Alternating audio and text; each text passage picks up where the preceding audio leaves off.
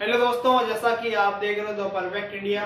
आज हम आपको बताएंगे, यूरोप के बारे में चर्चा करेंगे। यूरोप के कौन कौन से देश इम्पोर्टेंट हैं। और जैसे कि आपको पता है, यहाँ पर रूस, Estonia, Latvia, Lithuania, Moscow, Valdai पहाड़ी, वोल्गा, डेन्यूब नदी जो कि रूस में है, काला सागर, ये है बाल्टिक सागर, नॉर्वे, स्वीडन, फिनलैंड जिसे स्कैंडिनेवियन प्रायद्वीप कहते हैं, आइसलैंड, रेक्यापिक, उत्तरी महासागर, यूके, लंदन, आयरलैंड, डबलिन, यहाँ पर अटलांटिक महासागर, आइबेरिया प्रायद्वीप में, पुर्तगाल, स्पेन आते हैं, France, Netherlands, Luxembourg, Bolivia, Germany, Denmark, और यहाँ पर Austria, Slovakia, Hungary, Romania, Italy, Vatican City जिसके मध्य आल्प्स पर्वत है, Switzerland, UK, Gibraltar, Greece, Athens, Malta, Cyprus और मोनाको जो कि ये सभी यूरोप में आते हैं।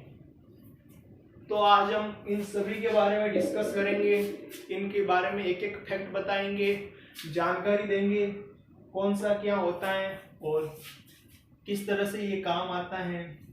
तो शुरुआत करते हैं रूस से। रूस का एक बंदरगाह है जिसका नाम है मुर्मांस्क बंदरगाह। क्या नाम है? मुर्मांस्क बंदरगाह, जो कि यहाँ पर साल भर व्यापार होता है। रूस का ये जो ईस्ट वाला इलाका है वो साल भर में सर्दी पड़ती है, लेकिन तो भी यहाँ पर साल भर व्यापार होता है। ये इस वजह से होता है क्योंकि इधर आर्कटिक महासागर है जिसमें जल होता है। तो आर्कटिक महासागर की गर्म हवा जल के रूप में इस बंदरगाह के ऊपर से निकलती है। तो ये बंदरगाह पूरे साल ठंडा ना होकर थोड़ा गर्म होता है, इसलिए यहाँ पर व्यापार होता है। रूस में एक प्रायद्वीप है जिसका नाम है कोला प्रायद्वीप रूस। यहाँ पर रूस का सबसे ठंडा स्थान है जिसका नाम है साइबेरिया। और रूस के मध्य ये पर्वत आता है जिसका नाम है यूराल पर्वत। कौन सा पर्वत? यूराल पर्वत। और रूस की कैपिटल जो कि मॉस्को, जो कि यूरोप में है।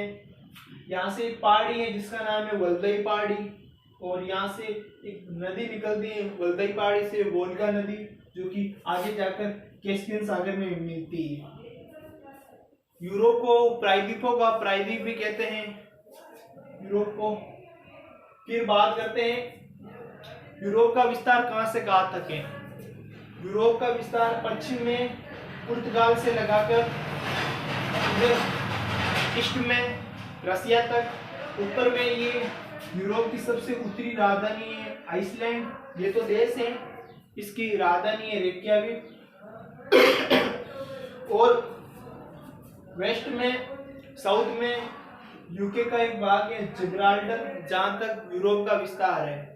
और साथ में एक देश है जिसका नाम है ग्रीस, उसकी कैपिटल है एथेंस। ये समुद्र के बीचों बीच बसा हुआ देश है, समुद्र की, इसके तीनों तरफ समुद्र अंदर है। फिर हम बात करते हैं बाल्टिक कंट्री से। एस्टोनिया, लाटविया, लिथुआनिया, ये तीनों की तीनों बाल्टिक कंट्री हैं। इसे ये जो आप देख रहे हो इसको कहते हैं बाल्टिक सागर। ये पूरा का पूरा बाल्टिक सागर है। जब रसिया और यूक्रेन के बीच में युद्ध हुआ था तो इन तीनों देशों को चिंता थी, कहीं रसिया सबसे पहले यूक्रेन पर हमला कर दे, फिर एस्टोनिया पर आ जाए, लाटविया पर आ जाए, लिथुआनिया पर आ जाए। रसिया अगर इन तीनों देशों पर हमला करता है और सक्षम होता है तो इससे रसिया को बहुत सारा फायदा है। किस लिए? क्योंकि ये जो बाल्टिक कंट्री है, ये बाल्टिक कंट्री से पूरा यूरोप में व्यापार होता है, अमेरिका में व्यापार होता है, सभी जगह इस बाल्टिक सागर से होकर जहाज आराम से जा सके। लेकिन इन तीनों पर अभी तक रसिया का कब्जा नहीं है, इसलिए रसिया करना चाहता है। फिर हम बात करते हैं पुर्तगाल, जिसकी राजधानी है लिस्बन। क्रिस्टियानो रोनाल्डो जो कि यहाँ का ही एक खिलाड़ी है। फिर आता है स्पेन। पुर्तगाल और स्पेन दोनों आइबेरिया प्रायद्वीप है। आपको पूछ सकते हैं यूरोप में आइबेरिया प्रायद्वीप में कौन कौन से देश आते हैं, तो आपको क्या लिखना? पुर्तगाल और स्पेन। मुख्यतः यूरोप में 4 प्रायद्वीप है: आइबेरिया प्रायद्वीप, जुटलैंड प्रायद्वीप, स्कैंडिनेवियन प्रायद्वीप, और चौथा है कोला प्रायद्वीप जो कि रसिया में है। ये हम आपसे डिस्कस कर चुके हैं। फिर आता है स्पेन। स्पेन की कैपिटल क्या है? मैड्रिड। और इसकी करेंसी क्या है? यूरो। फिर आता है फ्रांस। फ्रांस जो कि यूरोप का सबसे बड़ा देश है। स्पेन और फ्रांस के बीच में पर्वत है जिसका नाम है पिरेनीज पर्वत।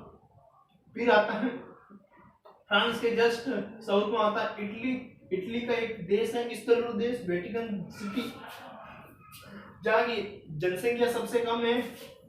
और इटली एक ऐसा देश है जहाँ पर हॉस्पिटल की व्यवस्था सबसे अधिक है और सबसे व्यवस्थित है। फिर फ्रांस व इटली के मध्य एक पर्वत है जिसका नाम है आल्प्स पर्वत। और यहाँ इटली के नीचे है स्विट्जरलैंड, जो कि आपने देखा होगा हनीमून पर लोग स्विट्जरलैंड जाते हैं अगर बाहर विदेश का टूर करते हैं, तो ये वही स्विट्जरलैंड है। फ्रांस व स्विट्जरलैंड के मध्य एक पर्वत है जिसका नाम है जूरा पर्वत। फिर बात करते हैं इस